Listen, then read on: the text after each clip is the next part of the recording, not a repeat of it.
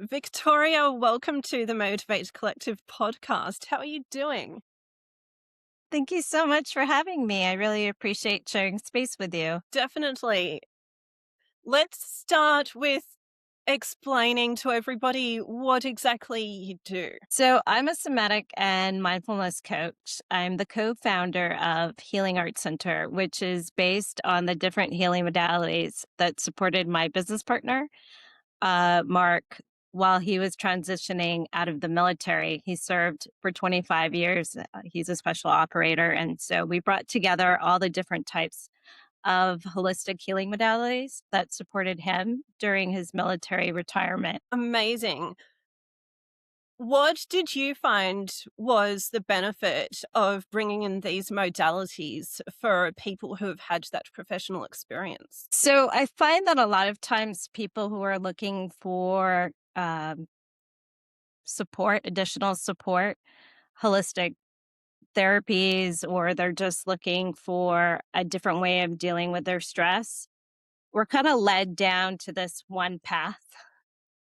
Let's try this one thing that everyone's working out, and it might be everyone's got this idea that meditation is a cure of all cures, right? And as a meditation teacher, I am one of the people that said, no, it can benefit you, definitely.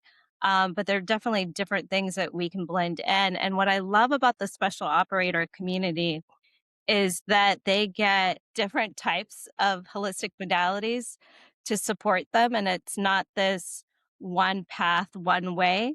And I feel that so many of us are led to believe that there's one cure for everything. And so we're trying to move people away from this idea and open them up to you're going through a stressful time. If you're grieving, if you are in a situation where you're leaving an abusive relationship, if you are going through a major transition, if you're going through a medical journey, there's no way that you can only lean into one support system. You're going to need to be exposed at some point to different ways of dealing with it. And so that's kind of where we come from, is this place of opening up and being a resource for people to see and be open. Nothing is forced upon. It's just, hey, we exist, we're here, we welcome you. We'd love to work with you and just show you that there's many different possibilities. And if one thing isn't working, it's not that there's something wrong with you, it's that you might need additional support or that modality might not be working for you. And so maybe there's some other ways of opening you up to different things, if that makes sense. It really does. Have you found that even though we're such an individualistic culture and society, there's almost a one size fits all assumption in a lot of the health and wellness spaces? Do you think so? Oh, I definitely do. And I always say this, the person that is in pain, you're also the person that's keeping their lights on. So of course someone out there is going to market themselves as we have the one way, we have the one cure, we have the one path. And I'm so protective of people because I've seen what people in pain go through. I've seen the other side of someone trying to gatekeep or, try to force clients into different things that don't work for them, that make no sense. But, you know, um, if they're trying to keep their books and they're trying to keep they're trying to keep a client keep coming in, someone on the other side of that, the practitioner can definitely force them to believe that, they're not trying enough, they're not doing enough. And like really people, and unfortunately we have seen it. It's one of the very reasons why we wanted Healing Arts Center to exist and to be here is because we've seen how people have been taken advantage of. And there's a lot of great marketing out there. I've fallen for the marketing going, really? That's going to cure me? That's going to fix all my problems? That's going to make this all disappear? I'll do it. And then I take a minute, wait a minute, really? Come on. That's great advertisement. Good job. I'd love to hire their marketing person. And can we get ethics here? Can we have integrity? Because there's no one way of doing anything. You don't look at nutrition and go, if I only eat this one food, I'm going to heal my entire body. So why would we do that with healing modalities. And I get very passionate about this, as you can tell, because I've seen the other side of it. It's great that you mentioned food because even before you said that, the phrase that came into my head was as part of a balanced diet. I think that we need a mental and emotional equivalent of that. And I think that phrase was normally used for the treats. Enjoy this as part of. But I think that should be used for almost everything because, like what you're saying, just as much as we wouldn't only eat kale and nothing else, even though it's good for us, Hmm. you wouldn't only do one thing. And I think often we have to learn that the hard way. I'm wondering if you saw in other people, and it sounds like you saw that in your own experience. We have to learn the hard way that for so many reasons we get the tunnel vision for one thing. Perhaps it feels good and we want more of it. But then, especially, I'm wondering if you've seen that people get into these mindful practices and it's amazing. It can slow the mind down, it can do the things. But we also need to take action and take steps to change our lives as well. So, have you found that people just for so many reasons get tunnel vision for one thing? I think there's a lot of ways that we can avoid doing things, and there's some healing modalities that it can easily be a way of escaping. And not to put any type of modality in the hot seat and really criticize it, but if you have someone coming into your office and you identify as an avoider, you know, and you're there hoping to have courage to avoid, but that healing modality matches, just ignoring things and, brushing things aside. And, maybe there's some toxic positivity mixed in there. It's really hard to take action. It's really hard to encourage the other person to make changes or have honest, real conversation.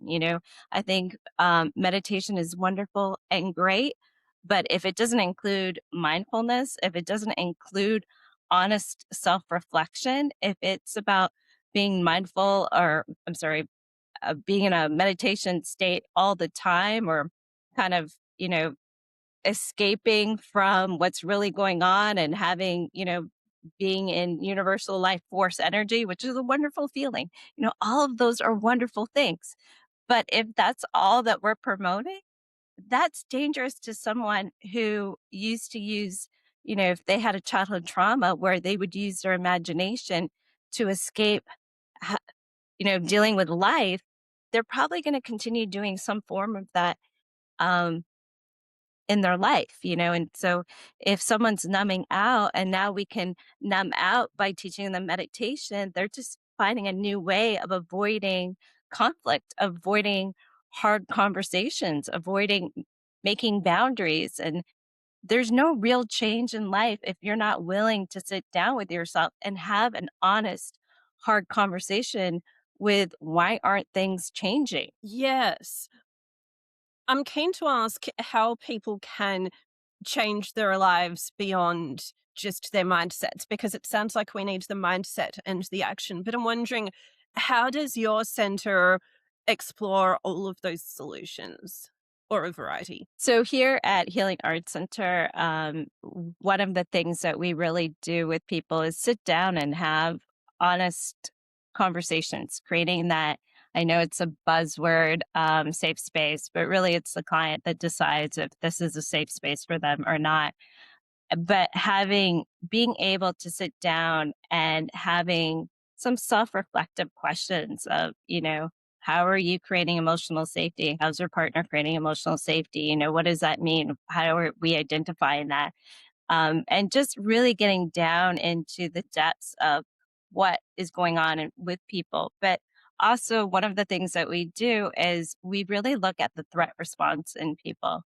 And so, if they're sharing a life lived experience, and they want to make major change in their life, right? So, they really want to go and they want to create a boundary with their mother, and they go to tell me about this boundary that they so desperately want to make with their mother.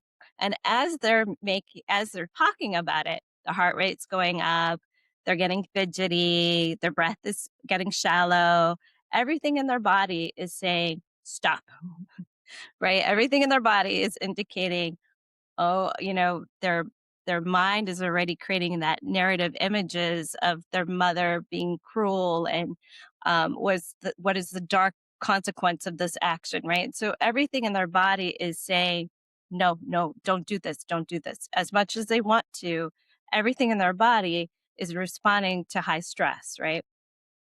And so part of what we do is we teach clients how to decrease the internal symptoms so that they can have the inner courage to go, okay, so I get that my heart is racing, but I know that I can create internal safety so I can decrease the symptoms that I'm having in order for me to take action. Right. So most of us don't go into the fire. Most of us try to avoid the fire. Right. So if our heart is racing and it is screaming danger, we tend to do everything we can to skirt around. Right. And so again, it's looking at decreasing the symptoms so that you can create safety so that your body can have a new association that yes, it's going to be an uncomfortable conversation with your mother. Yeah, it's going to be, and you will still survive, you will still get through it, we're still will return to safety, right? And so every time we can do that and have a new association, then there's more of a willingness to make that change. The key phrase really was safe space. And you're right, it has been used a lot these days. But from my perspective, at least, when we, I say this not as an expert, when we grew up feeling scared, then that can become our default in any situation. And we end up responding in the way that we learned that anyone responded in that sort of situation in other scared states. But then we might not know the difference of, okay, should I feel scared right now or should I be taking a different response? And and so that's really crucial because the safe space is really the step one. So I think what you're doing is really crucial. I'm wondering if you've seen people coming through your door and realizing they can finally at least breathe and let out their real emotions and their real perspectives after feeling like they had to just fake it until they made it, not in a dishonest way, but in an uncomfortable amount of high functioning masking. Yeah. I see that every time a new client walks in and they have tears in their eyes and they'll say, I don't know how I found you. For the longest time, we didn't have a website. We were kind of like hidden under Google. So it was really a miracle when people found us, if you weren't a special operator in the military community. And so for them to be at a place to just sit with me and go, come to their own realizations. I've even had people that go, I wonder if my entire career is a trauma response, them wanting to be at the top of their career and them realizing how exhausting it is and the costs and the sacrifices that they have made that don't actually match their values, doesn't match what they desire in life. They actually deeply desire to have balance and to be home, but they can hear their critical mother saying, you're not doing enough, to keep going. You haven't made it. You haven't done enough. You haven't accomplished anything. And it's screaming at them every time they go to make a change. That's the voice that they hear. And so how do you start finding your own compassionate voice that is the motivator versus your mother who lives in your head, and taking up space and making decisions for you that are costing you your own inner peace, and we will see that, we'll see that with the men, we'll see that with women, we'll see that with people at the top of their career or the beginning of their career. And it's just giving people the space of going, what makes you happy? What brings you a sense of accomplishment? Not what everyone else wants from you, not what you were raised by, but you, and allowing there to be voice for them. And it might mean that they don't make any changes for a little bit, but them actually going, I've never said that out loud. I've never even knew that I thought that or I wanted that. because we take the shame away. And every time we can return to the body, which is what I love about somatic, it's that we are not only are we responding to the threat response, but we're also responding to that part of us that is filled with shame when we want to say something, we want to express it to someone, and then we go, oh no, what are they going to think about me? And so it's always constantly returning back to the body and going, how's your body responding to this? And let's create safety right here. Let's not wait. Let's not wait until like you leave the office space and then you're sitting in your car going, I don't know why I said that. Well, maybe I should take it back. And it's meeting the person in the moment, in the experience, so that we're decreasing any inner dialogue and any inner sensations that are conflicting, if that makes sense, right? And so allowing there to be space for your heart to speak, for your soul to speak to you versus the inner critic to be at the center stage at all times. And that can be Yes. scary. You mentioned how mothers had perhaps controlled the lives of their sons or daughters. I was going to say offspring, I was picking my words. So basically, you said that mothers had controlled their families. And I'm going to assume that fathers and paternal figures could have been doing that as well. And I got curious. So I've only known a few people in military or who had been in military previously. And I'm really wondering, do a lot of these people get involved in that work because part of what appeals to them is a higher purpose in some form and a collective belonging, and also the structure? Because you mentioned how families direct their lives, and in the military it's safe to assume and believe that a lot of their everyday life would be guided by someone else. So do you find that a lot of those people had been just surrendering their choice and independence to these collective spaces, uh, for some sort of emotional reason? That's a great that's that is a great question. And yes, when I look at the majority of my clients, there's something that they were craving at a very young age that may have never been fulfilled until they got into the military. And in the military, some of them got that fulfillment, and others are still craving it very much and still trying to find what that was that they are so desperately seeking.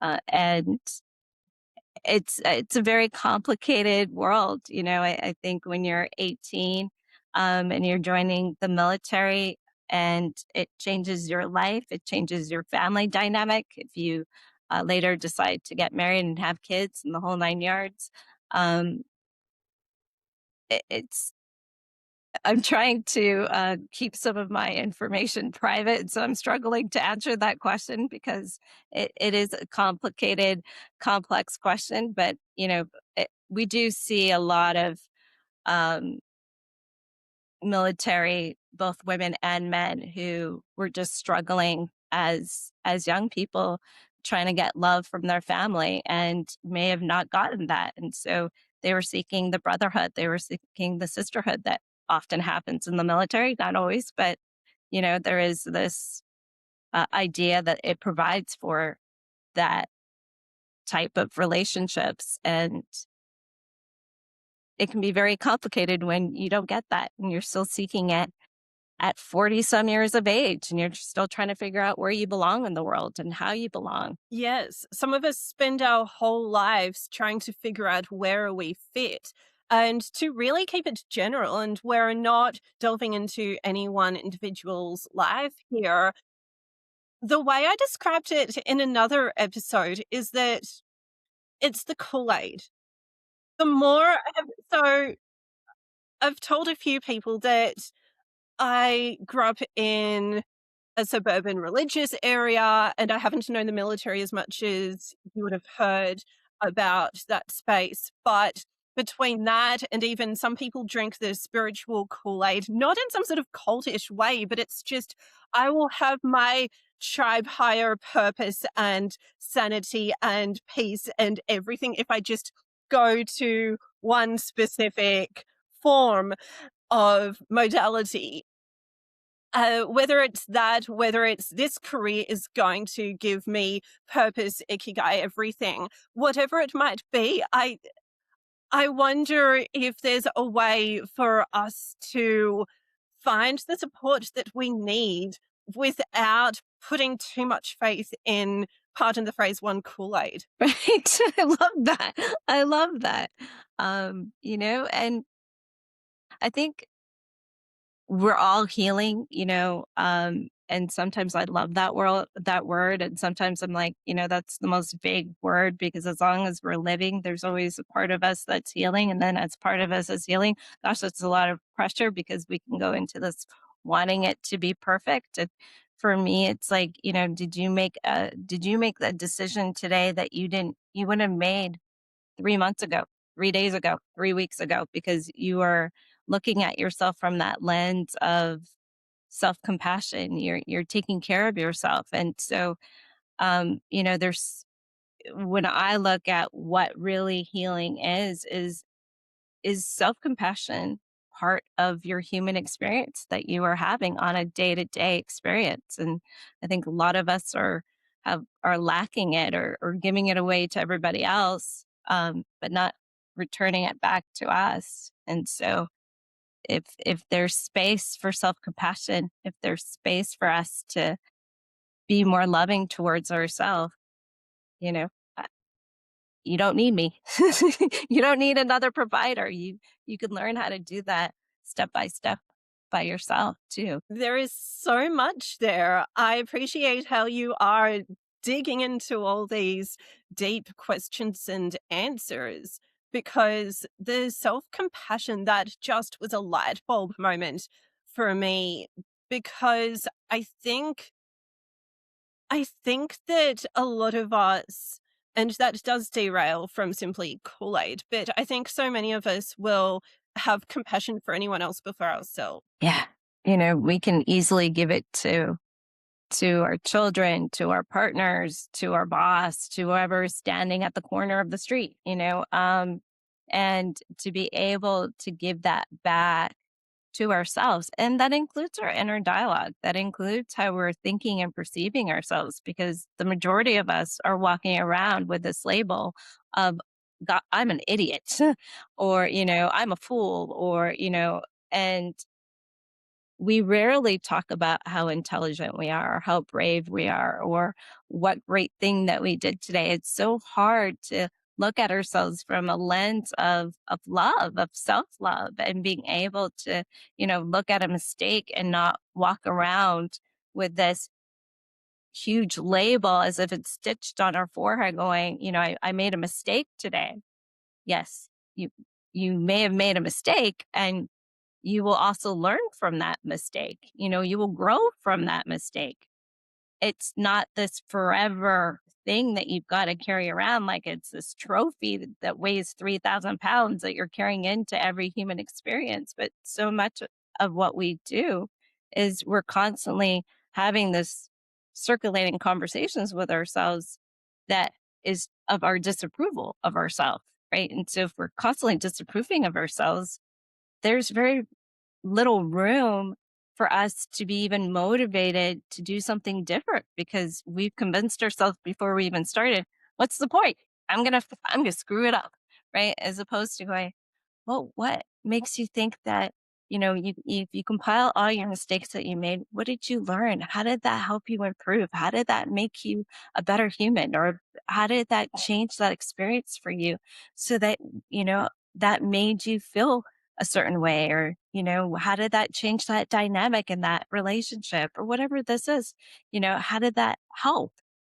And when we can move into that and be more loving towards ourselves, it's just an incredible human space versus, you know, just how we drain ourselves. I mean, even before we get up and out of bed, if we're having inner dialogue with our inner critic telling us what a horrible human being that we are before we even put our feet on the floor, it's really hard to see ourselves in the mirror and go, we're going to have a great day. We're going to make a positive impact. We are doing good things. If we can have more of that loving, compassionate care, we're more likely to make better choices. We're more likely not to make choices that are going to numb us out and make us feel invisible. It sounds like a part of this is having faith in ourselves as much as external people or groups. Yeah. Have faith in yourself. And this mentality of switching from our our minuses to also seeing our pluses, that is so crucial because in this culture, I trust you would have seen that.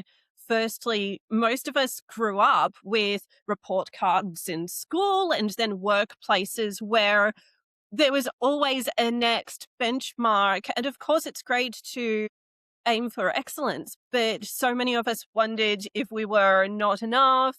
We were judged as individuals when we're on a learning curve, but also alongside that, there's a cultural mentality just from anywhere, from family, from Instagram.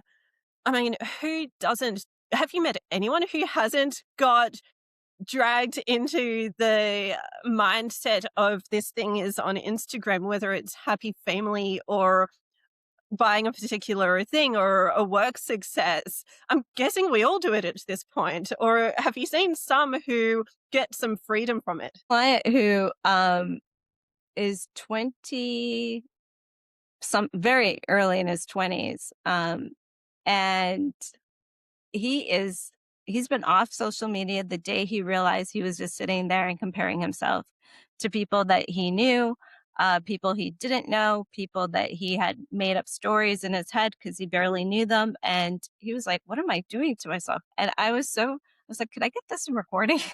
Because we are made to believe that, we've got to be on our phones, we got to catch up with people, and we got to do this and that. And I'm actually hearing from a couple of my 20-some-year-old clients that there is this knowing within themselves they've got to get off of all social media. And a lot of them actually have, which I love. They're doing lock screens, they're doing everything to get off their screens. And that's without my guidance. That's them just knowing this isn't healthy for me, that they're watching, because part of what we do in my office is getting very clear on what's motivating this inner dialogue, what's motivating the inner critic to show up. And they're seeing it when they go on social media, and then they're like, "Oh, I got to make a little change here." Right. And so, making those healthy decisions to just love yourself a little more, just even how we can get on social media, especially right now with everything that's going on, and feel extremely stressed out within 5 minutes and just feeling so overwhelmed. Well, you still have to go on through your day. You still have to get to work. You still have kids that need you. And if you're starting your morning already overwhelmed and stressed out and feeling like the walls are closing in on you because you opened up social media, maybe, we do something that's much more healthier to ourselves, to tend to that part of ourselves so that we can deal with our world. It's not, I don't believe in burying our head in the sand. I just believe in learning how much are you consuming that's so overwhelming and overstimulating you and doing more harm than it's doing good. If you're taking, I'm really big on, and it's a little controversial, but I believe in being angry. If you want to be angry, you have a right to be angry. And I get a lot of slack from meditation teachers who are like, "Love and light." And I'm like, "Love, light, and justice." That's how I speak my language.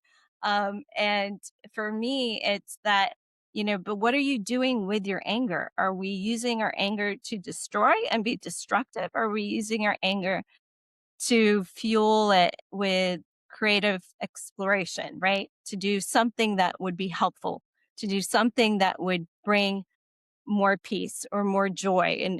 And Mark says it well. my business partner, and he says this a lot about the military community, but I think it's applicable to everybody. There's only two energies. There's one to destroy and one to create. And with anger, we can destroy, we can create. And so, and we look at destroying, when we're angry, we go at the people that we love.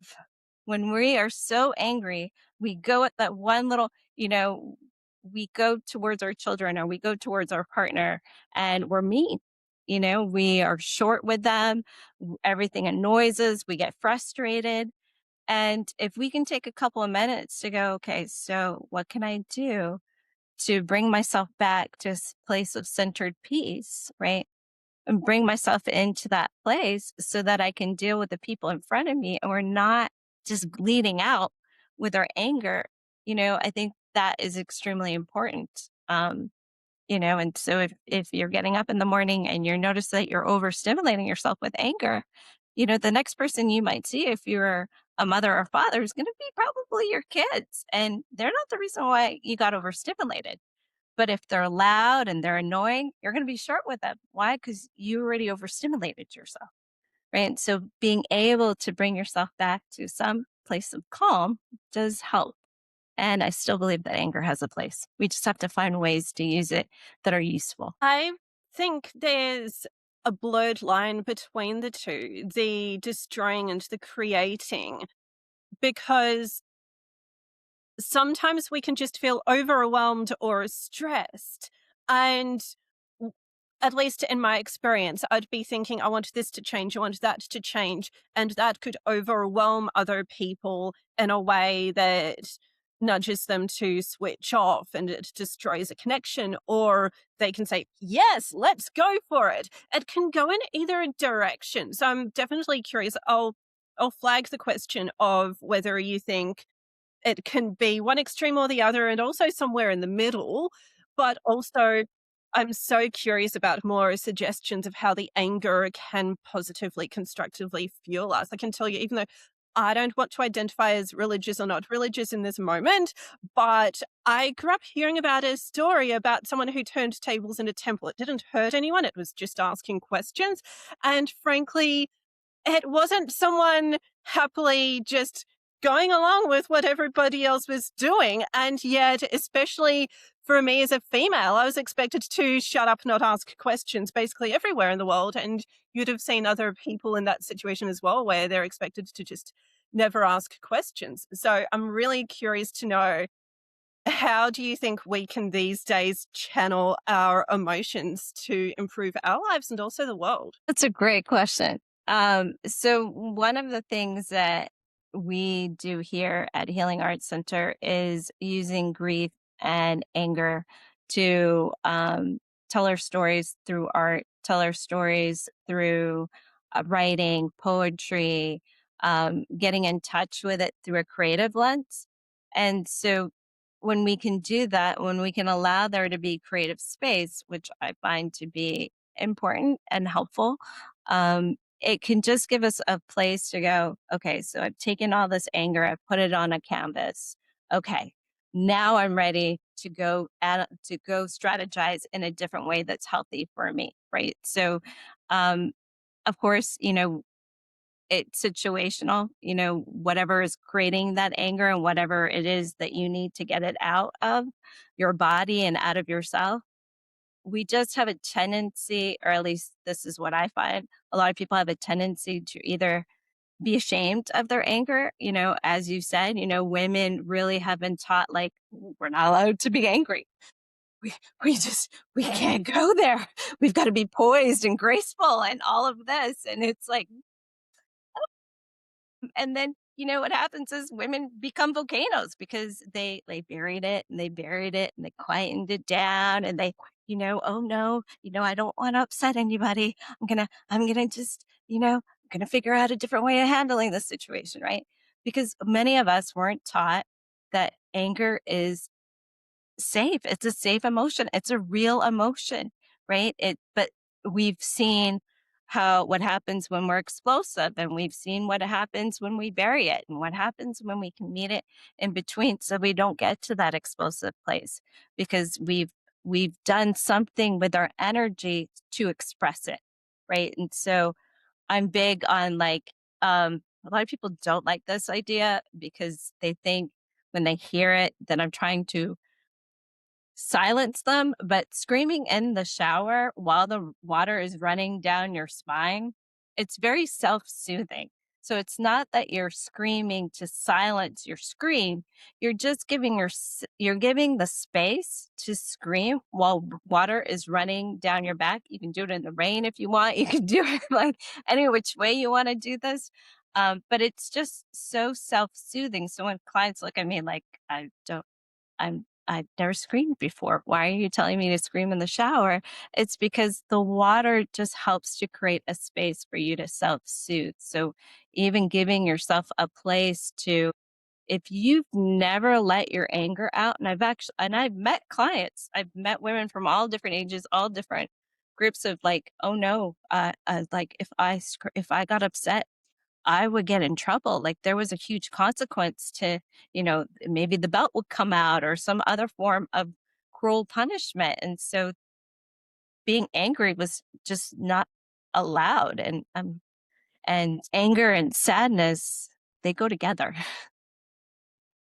Under anger is very grief and sadness, but we've got to access the anger too. We've got to be able to have safe space for it to be allowed to find its place, and so many of us walk around with this identity if I or with this concept that if I'm angry, then I'm not kind. No, they're not related. You're still kind and you can still be angry. We just got to find a place for you to feel comfortable so you can get it out and not lose yourself in it. I don't know if I I answered your feel like, question. well, yeah. Seriously, the moment you said that anger and sadness go together, did I get that right? Yes. Anger and sadness. The moment you said that, I felt like my face was switching from an exaggerated, not incorrect, but just a more amplified stage face to just the camera face of, I'm not going to try to influence what my face does because it just completely went to the core of everything when you said that anger and sadness go together. And before you said that, the voice in the shower idea, it spoke to me so much because I'll tell you something that I wish more people would have an opportunity to do. And I'm keen if you have some sort of ideas around this. So, one thing I was able to do in the times more so when I was out in the suburbs away from the bulk of the population is to sing badly. Anyone who knew me as a teenager knew that I tried too much singing and I was never good at it.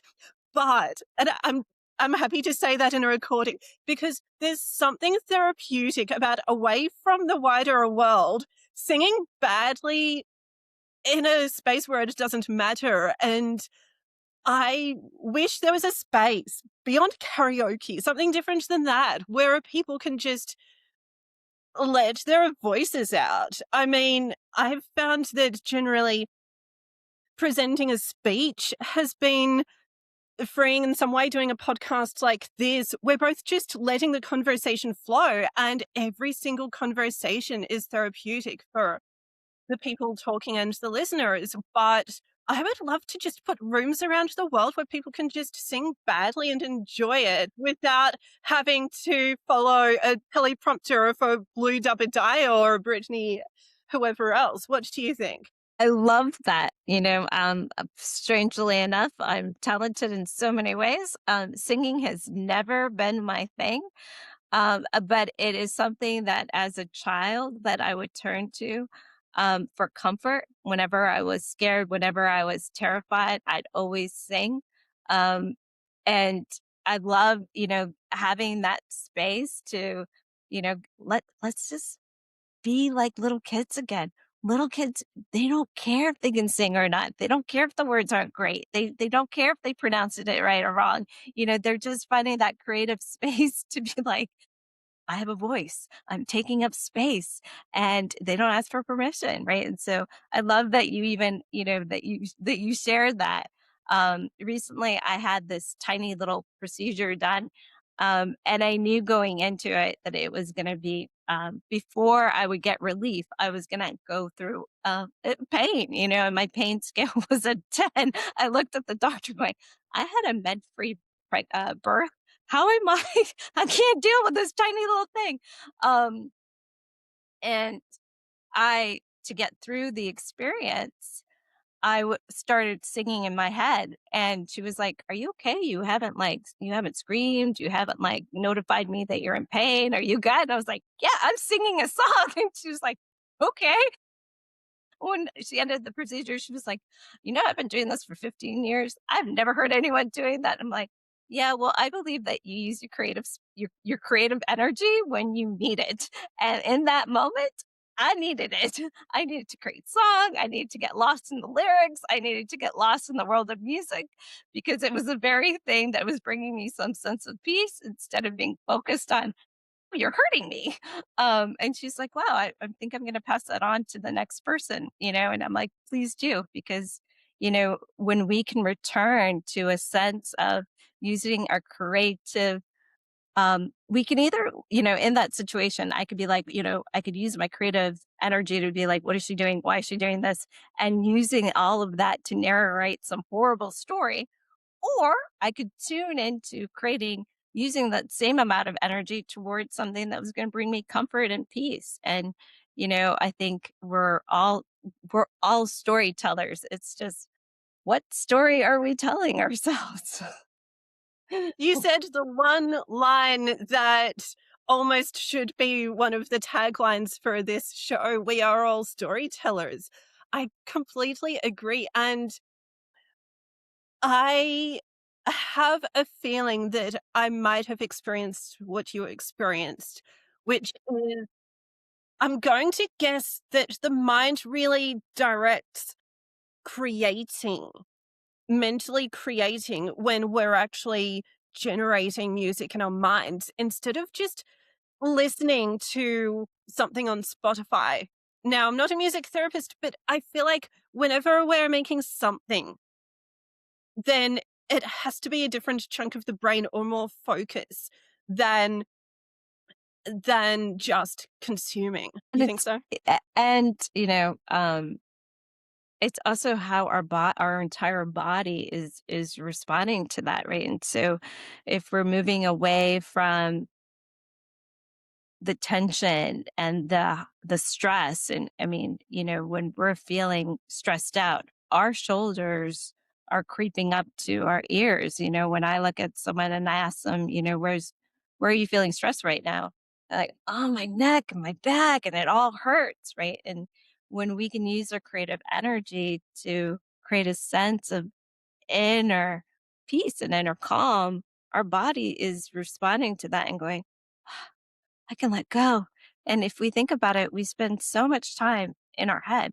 We spend so much energy thinking of like, well, I've got to go to the grocery store after this, and then and then I got to make dinner, and then what am I going to make for dinner, and then I got to help my kids with their homework, and I wonder how they're going to react to this, and then we narrate all the time, and we've got flashes every time we do that. We've got flashes going through our head, and our body is responding to that. And if we're not taking care of that all the time, we're living in high stress, and half of the time it's not even real problems. It's just stuff that we're narrating in our head. Mhm. When you look at mindful solutions or any other therapeutic solutions, do you find that the point of focus, the creative point of focus, will move our minds along to a better space more thoroughly than if we are trying to just switch off? As in, of course, there's the meditation where people think they should just think nothing, which of course they're going to end up thinking something, guaranteed, as opposed to if we are doing a practice where we are putting something else into our minds. Do you think that's the way to really move along away from all those to-do lists and narratives? I think everything has a place. I just work with clients who have complex trauma. So sitting in silence and having no thought is like they're going to feel like they're going to fail at it. It can also put them in threat response. It can also make them feel very extremely uncomfortable. And so instead of doing that, being able to have space for creativity so that you can even find stillness in the body. I went to Catholic school. And so sitting still was something that we were yelled at. Um, they never hit us with rulers, but they love to walk around with it and smack it on their hands and be like, sit still, sit still, sit still. And as a meditation teacher, um, I don't invite stillness because that's the image that I get. And that's the image that I feel when someone tells me to do that. Versus if I can sit with someone and ask them, how can we make this into a dance? How can we move this anxiety? If this anxiety was sitting in front of you, what would it be? How would it move? How would it shake? How would it express through facial expressions? And how would it express through sound? And when I do that, it's amazing how clients just have this way of they've been relationshiping with their anxiety for a very, very long time. And to be able to kind of give it more of a tangible way of looking at it, it just helps them to not be so afraid of it. It helps them to see it as like, okay, like this is just a moment. This is just an experience. This doesn't have to consume me. It doesn't have to take over. It can just be a way for me to see it and hold it and have compassion for it and have dignity, but also have dignity for myself. And I think when we move into this need for stillness as a cure for all, we forget that when we were children and we were sitting in class and we wanted to move our body, and our teacher was like, I don't know about you, but you are only allowed to move during break or if it was gym class, some special moment, you had to sit still. And when we needed creative energy, we need to be outside. We needed to get it out of our body. So we just sat there as fidgety as possible. And we just kept getting in trouble. And that's why I really don't love meditation in the sense that it's just it doesn't work all the time for everyone. It has a place, it has a beautiful place in people's lives. But if you're leaving an abusive relationship and you're having a lot of flashbacks and you're sitting in stillness, there's a huge possibility that you're going to have an experience in that moment that's going to overwhelm you and you're not going to know what to do with it. Versus if we can use movement and self compassion and self touch in a way to reassure ourselves and orient back to peace, then we're creating stillness, but in a different way. And so that has always been something that I find just really important to help people to know. I think I get so many people that come into my office. They have, PhDs and they've got these incredible careers, and they look at me going, I feel like an idiot. I don't know how to meditate. It looks really simple, but I don't get it. And I'm like, well, what's your interpretation? How are you understanding meditation to be? And it's like no thought. And I'm like, well, that's not going to happen. But how can we be gentle with this? How can we make it so that it doesn't become this way of, you know, being cold with it, but being warm and inviting and curious and how it's supposed to be. I believe everybody needs to learn this because as much as the military and post traumatic audiences need to hear this from you, I know that most people have experienced something that has felt like a trauma at some point. Everybody has lived through something that felt like either an extreme or a small trauma. And we've heard about big and little T traumas. I don't totally understand the difference, but we've all overcame something or we think we overcame it. So I would love to wind up with asking you, what are three things that everybody can do if they are trying to find self compassion, trying to sit with themselves that will include their past and present? And what's something everybody can do to basically build their lives more successfully? Um, so one of the things that I love doing, and I believe that it is extremely important, is using your senses to bring yourself back to safety. So when we are hypervigilant, we are using our senses to gather information of how unsafe and uncomfortable we are. So being able to tune back into our senses and using it mindfully to create a sense of like, okay, that smell of eucalyptus brings me peace, or seeing something pretty in your space, or um, being able to find a soft touch, finding something that makes me go, okay, okay, everything right here, right now is okay. And so orienting back through your senses with safety is something that I think everyone should learn how to do. It's fast, it's easy, it's quick.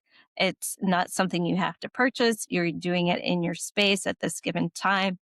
If you are someone that's going through an experience, having access to a certain smell, carrying it in your purse, carrying it in your pocket, that brings you a sense of safety really quickly and really fast. Instead of denying yourself until you get to your perfect space, until you get into your perfect moment, stop denying yourself things, having them accessible.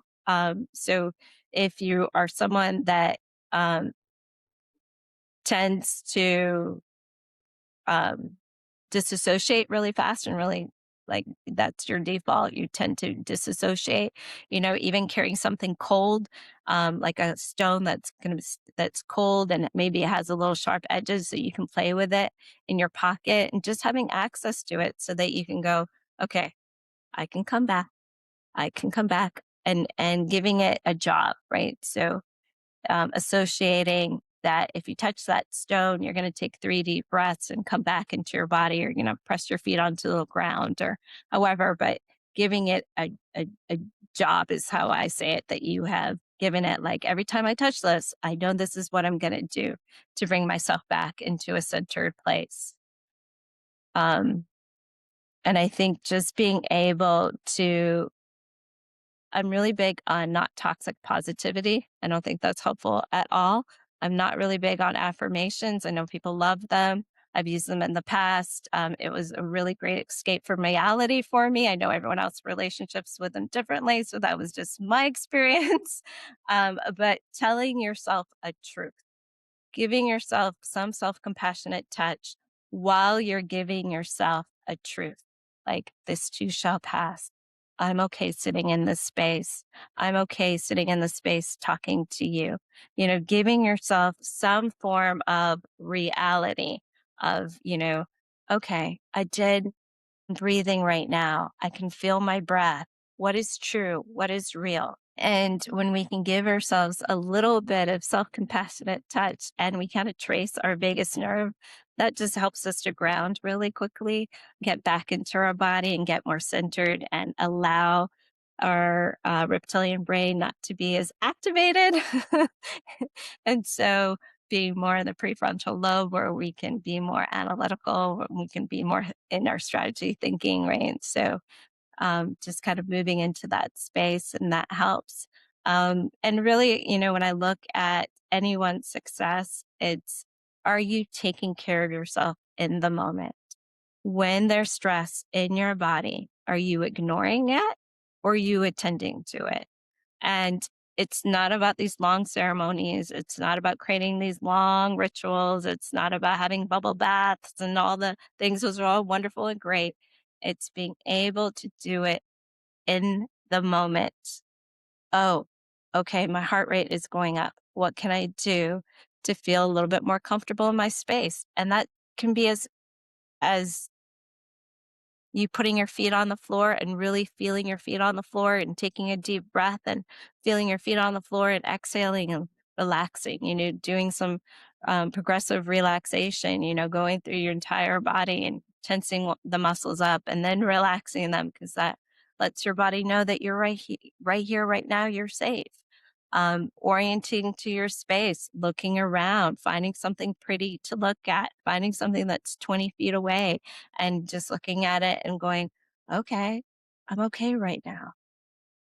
And again, the more that we ignore when we're in stress and we avoid addressing it, it doesn't go away. It doesn't escape. It stays in your body and it gets louder and louder until finally you realize, I've got to take care of myself. But sometimes we're waiting until the end of the day. Sometimes we're waiting until a couple days later and or weeks, and now we're sick. And so if we can avoid that, if we can avoid having all this back pain because of the way that, we're just creating all the stress in our body and learning how to go, okay, how do I roll my shoulders back and relax and open up my chest and breathe, instead of this shallow breathing every time this person, my husband walks in the room, I feel like I'm walking on eggshells.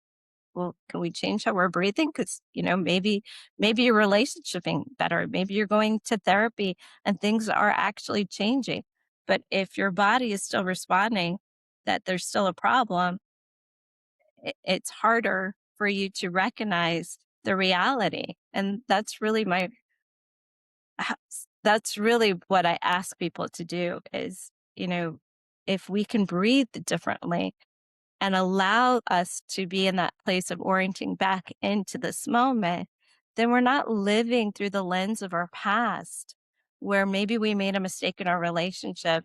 And so we're not sitting there and looking at our partner going, do you forgive me? Do you forgive me? Do you forgive me? How about now? Or, or we're looking in the future going, I hope one day he forgives me. When you're sitting in a space together and he just wants to share space with you, it's not at the forefront of his mind, whatever happened, right? But if our entire body is constantly screaming at us this high stress, it's harder for us to recognize what's real. And so I hope that made sense because I know we're living in it, and a lot of times we don't acknowledge that's what's happening. Absolutely. Victoria, I want to express gratitude for your insight, for your safe and insightful. I'm going to start that again. Victoria, I would like to share gratitude for your insights, for your calm and safe conversations, and for your guidance on how people can look after themselves in this wild world. Thank you so much for the conversation. Thank you. I appreciate it. Thanks.